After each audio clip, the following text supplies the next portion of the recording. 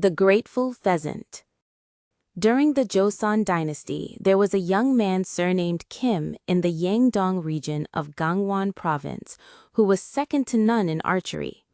His dream was to pass the military examination and make a name for the world. With firm resolve, he tightly secured only his bow and quiver and set off for a long journey to Hanyang.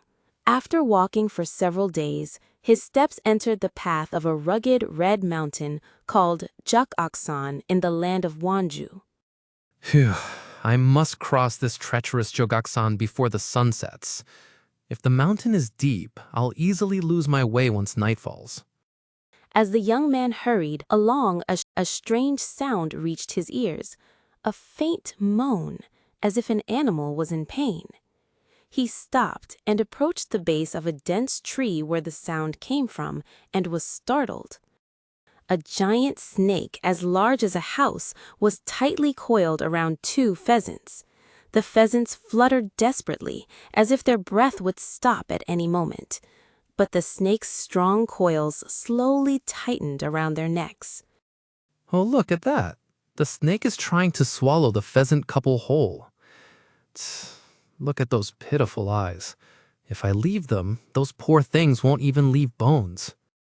Without a moment to reason, the young man instinctively pulled the bow from his back. The tightly drawn arrow split the air and pierced the snake's neck precisely. With a thud, the coil loosened and the snake died, spilling blood. The pheasants, barely escaping with their lives, gasped for breath, then nodded toward the young man and bowed repeatedly as if thanking him. Then they flew vigorously toward the western sky. Yes, go on now. The mountain is dangerous, so be careful from now on. To the young man, it was just a small good deed done on the road. He quickened his steps, but the sun in the deep mountains was cruelly short. When it became pitch black all around and only the eerie cries of beasts echoed, he saw a tiled house with a faint light leaking from afar. As he approached, it looked like a small hermitage with a large bell pavilion in the front yard.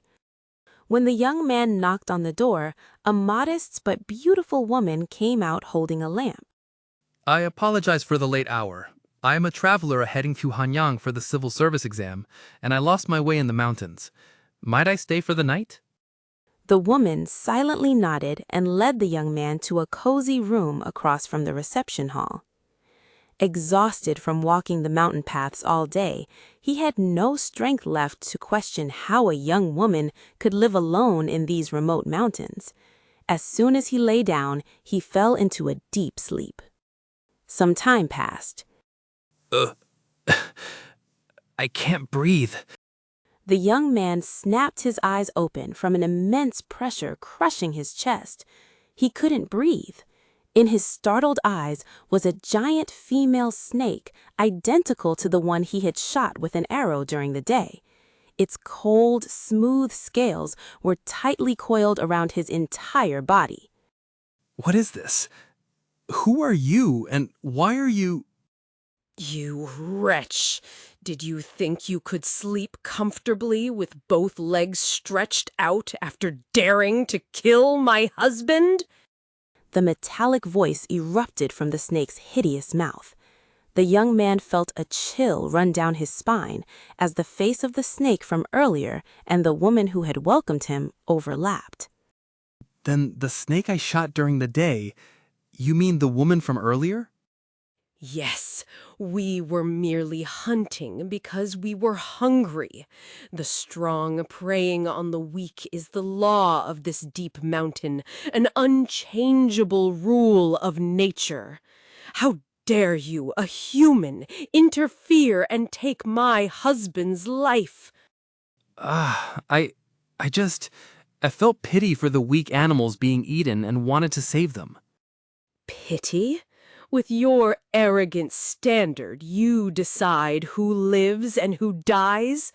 Are the pheasant couple's lives precious, but our snake couple's bond trivial? I will avenge my husband's bloody grudge and restore the natural order you disrupted. I will swallow you to console my husband's spirit."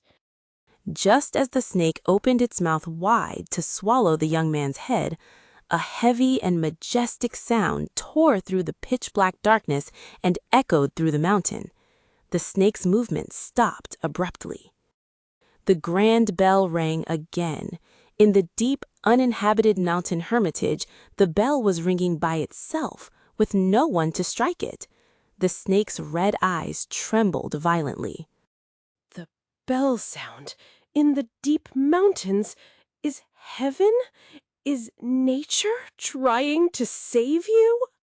As if gripped by an inexplicable fear, the snake slowly unwound its body from the young man and vanished into the darkness of the corner like a shed snakeskin. Barely escaping death, the young man sat, gasping, his mind lost, unable to tell if what happened was a dream or reality. He stayed awake all night, and at dawn he ran to the bell pavilion in the front yard to see who had struck the bell, and there he collapsed to the ground. It was you, the pheasant couple from earlier. Beneath the huge iron bell lay the 2 pheasants he had saved from the snake's mouth the day before, dead in a gruesome state. Their bones were shattered to pieces, and their beautiful feathers were soaked with the red blood they had shed. Only then did the young man realize, to save him from being killed by the snake wife, these small birds had thrown their fragile bodies into the air, crashed their heads against the hard iron, and somehow rang the bell. The young man wept hot tears before the blood-stained bodies of the pheasant pair. This immense butterfly effect caused by a single arrow he shot, the snake husband, who hunted to live, and the snake wife, who, having lost her husband, tried to follow nature's law of revenge, and the pheasant pair, who, to repay the debt of their saved lives, defied their survival instinct and willingly gave their lives. Revenge and sacrifice. The different choices of the 2 couples weighed heavily like the 2 ends of a great scale, oscillating in the young man's heart. The snake's resentment is also right. The pheasant's grace is also right.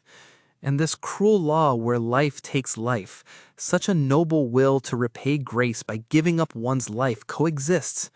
How can I, with these blood-stained hands, hold a sword and seek the shallow glory of the human world?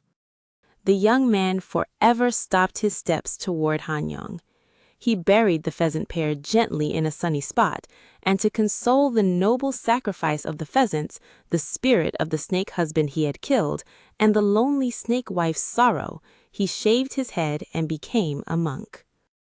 The small hermitage where he stayed and comforted the souls of animals later flourished greatly. That is the present-day Songwonsa, and people no longer called this red rugged mountain Jeogaksan.